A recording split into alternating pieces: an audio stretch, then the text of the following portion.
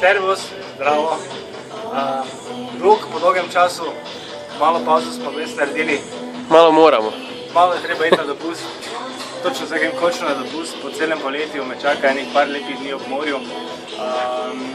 Drugače pa, hvala lepa še enkrat za vas odziv, za vse to, kar počnete, spremljate, pišete, komentirate, sprašujete, kritizirate, zato je dobrodošlo. Počnite to prosim naprej, zaradi tega, ker so to fajn smernice za naprej. Sicer pa vse skupaj naredilo na ful fajn odziv, tak vaš, kakor tudi različne revije so se javile v OK-blu, pa v teh, bom rekel, nekih slovenskih rumenih revijah, kar pač, ne, tak je.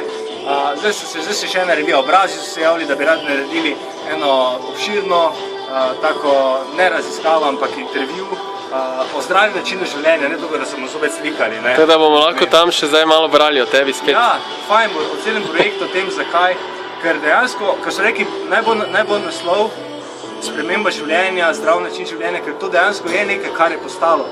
Ni to bilo samo zato, da nekako te vun zgledamo na plaži v Billabong kopalkah, ne, oni so, da naš peh čez visi, ampak zato, ker je od vsega tega skupaj ostalo drugačen način prehranjevanja, več gibanja, več discipline, več samokontrole, manj sladkega, manj nekih strupov obnašanja.